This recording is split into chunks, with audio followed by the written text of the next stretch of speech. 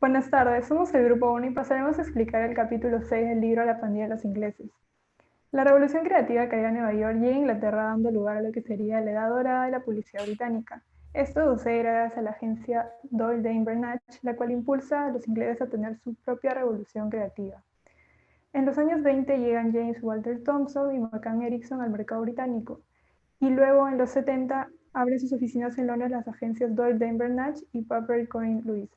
A pesar de todo, Inglaterra tenía mucho que aprender a los americanos, pero una década después se volverían en la capital del mundo de la publicidad.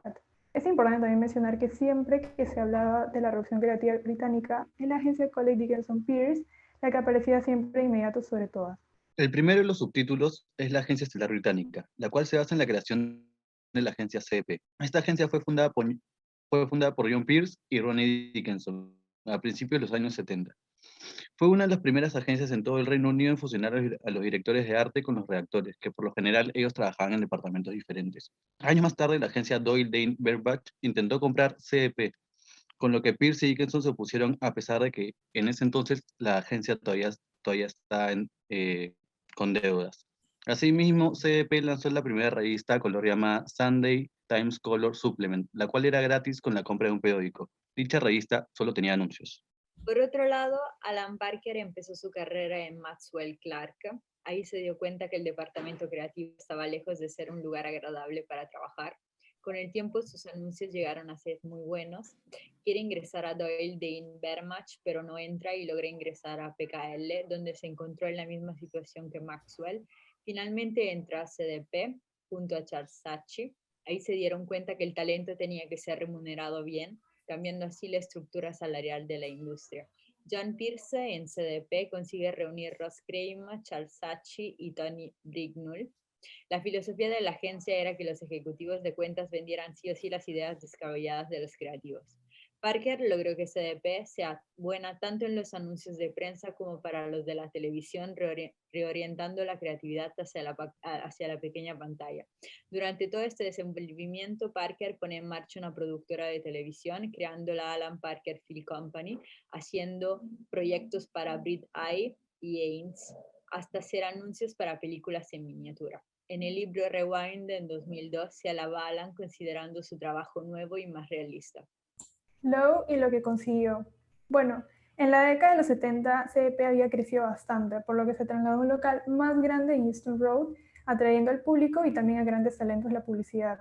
En los años 80 se vuelven oscuros para esta empresa, ya que Frank Lowe abandona la agencia para crear su propio negocio junto a Geoff Howard Spink, quien era un planificador, y varios miembros del departamento creativo, incluyendo al Fender Marco Antonio.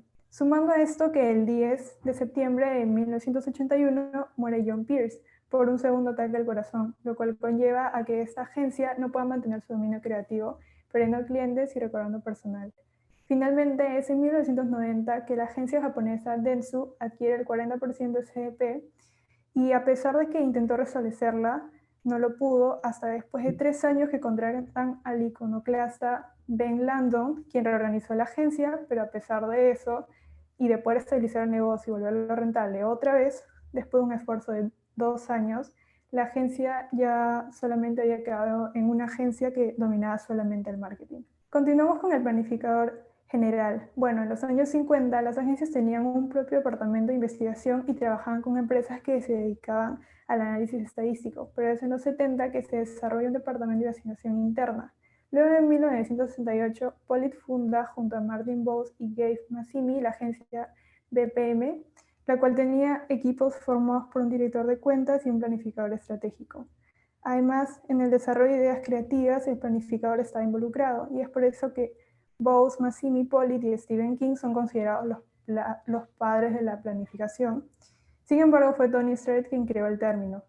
También es importante mencionar que el planificador es quien analiza campañas, incluye los deseos y voz del consumidor en el proceso de la creación publicitaria, expresando su punto de vista de forma clara y sirviendo de inspiración al equipo creativo. Una agencia buenísima. Bueno, como mencionaron anteriormente, la agencia BNP de Boasen, Massimi y Pollitt se dio a conocer en Londres con los tres grandes nombres de, primero el ejecutivo de cuentas Martin Boase, creativo Gabe Massimi y el planificador Stanley Pollitt. Su primera cuenta que ganaron fue la de galletas Cadbury's y así fue como empezaron a darse a conocer en Londres, con mediante volantes de color marrón, reconociendo la marca. Después de años de éxito y el fallecimiento de Pollitt debido a un ataque al corazón, la agencia pasa a compartirla con Havas, que compra un porcentaje de la agencia. Y en los años 80, el negocio con la agencia con la francesa de BDDP y concluye en una fusión con la cual se separan en el 2014, llamándose solamente DDB Worldwide, una de las más grandes y populares y premiadas de todo Londres, del Reino Unido. Bueno, acá comenzamos la saga de los Saatchi Saatchi. Ellos fueron un par de hermanos que se formaron separados del mundo de la publicidad, ¿no? Charles Saatchi principalmente era un amante del trabajo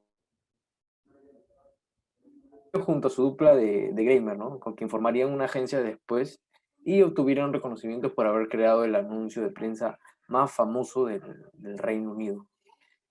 Así pues, la agencia creó uno para el Consejo de Educación para la Salud, ubicado dentro de los 10 mejores del siglo. Los Saatchi Saatchi se juntaron cuando Ross Kramer, la dupla de Charles, decide dejar la agencia en los años 1970. Charles se reúne con su hermano después, Maurice Charles, y crean la agencia de doble apellido ya famosa y nombrada Saatchi Saatchi.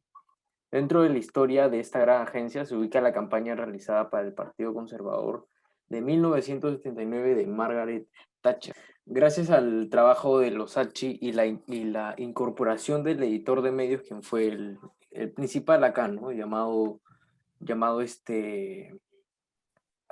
Tim Bell, ¿no? Y fueron partícipes del éxito de esta campaña de Thatcher.